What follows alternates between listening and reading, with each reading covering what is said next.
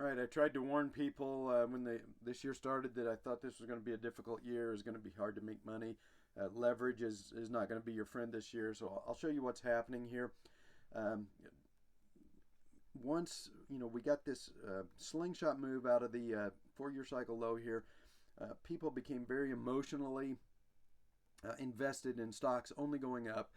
And so what happened was they got over leveraged at this top, and then they ended up giving back all of the gains that they made coming out of the March 2000 low, because they weren't able to adapt to a market that was going to produce a severe correction.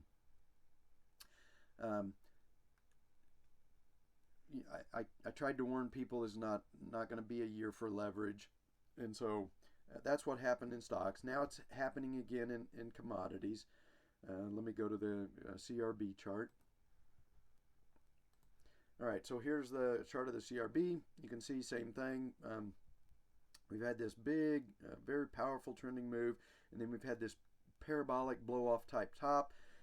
Traders have now become very invested, emotionally invested in the idea that commodities are only going to go up, and they've given up on the stock market, and they're going to make, and they are already making the same mistake. They got very heavily leveraged right here, thinking that commodities can only go up, and now I've already watched as many people have given back huge chunks of the gains that they made during this rally here. And this is the problem with leverage. When you get heavily leveraged, one wrong trade, you can give back 10 good trades that came before it. So there is a distinct possibility that this run out of this 3-year cycle low may have topped here. This kind of a parabolic move is usually an ending type move, not the beginning of something type move. So it's possible that that we've got this move has lasted about 2 years. It's possible that the 3-year cycle has topped, and now we're going to have a year of very difficult grinding lower, and people that have become very emotionally invested in commodities going up, just like they were over invested in stocks going up, are now going to be, especially if they took leverage, they're going to get back all of their gains because they weren't able to adapt to a market that has topped and is now going down. All right, now let's take a look at gold. 1 second here. See if I can get that up. Okay, so now same thing in gold. We've tested the all-time highs again. The gold bugs are very heavily invested in the idea that gold is ready to go to the moon. We've got a warning sign here. This is a weekly candle, is a big reversal on the weekly candle from this resistance. We've got follow through to the downside right here. So I kind of floated this idea in my last video that maybe this is a really stretched intermediate cycle that is topped, and we may have to come back down and test this lower trend line. We may have a larger triangle in play here, and we have to test this lower trend line. Now, most triangles break out on the flat side, so you would expect that this breakout is going to occur to the upside when it does, but we may have 4 to 6 weeks of grinding lower and then testing this lower trend line maybe in April or May before we start back up, and then we can actually break out to the upside. So again, when you get these really long moves, and especially if they have this blow-off type move at the end, people become very emotionally invested in the idea that prices going higher, and then what happens is when their emotions give them the all clear, then they get very heavily leveraged, and then one trade, they ruin 10 winning trades with one losing trade in leverage. So I'll say it again, I don't think this is a year for leverage. I think you got to be careful this year.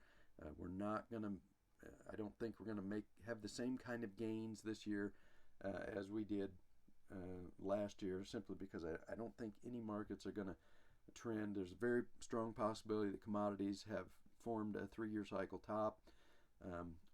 Gold is probably topped here at resistance with this double top, and we may have many weeks of grinding lower to test this trend line. And now I think it's probably time for stocks again.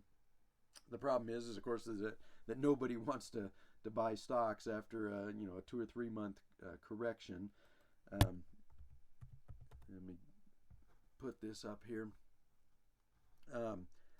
So everybody's become very despondent in stocks. They don't see any way that stocks can rally again. So nobody wants to buy stocks again, but this is probably the time to buy stocks. They've gotten oversold on the weekly charts, and we're starting to bounce out of that oversold condition. And as I said, even if we are starting a bear market, big money is going to manufacture an exit for themselves. So they're going to push this back up, and at least test the highs, maybe even make new highs. And I've noted before that very often in our modern markets, tops form as a megaphone because central banks try to fight these bear markets. So it's not even out of the question that we could bounce back up and maybe test this upper megaphone pattern before rolling over again. But as I said, emotions are telling people now is the time to go into commodities. They're going to keep going up for the foreseeable future. They're going to get heavily leveraged. They're going to lose a lot of, they're going to give back the last 10 winning trades with one losing leverage trade. And nobody wants to buy stocks again because the last 10 weeks or so of moving down into this yearly cycle low have convinced everybody that stocks can only go down. So, when they should be bullish, they are bearish, and when they should be bearish, they're bullish in commodities. And this is just, I think this is what this year is going to be like. It's going to be a difficult year to trade, and leverage is going to cost you. You're going to give back. One losing leverage trade can give back a lot of winning trades that came before it. So leverage is just out of the question this year, I think.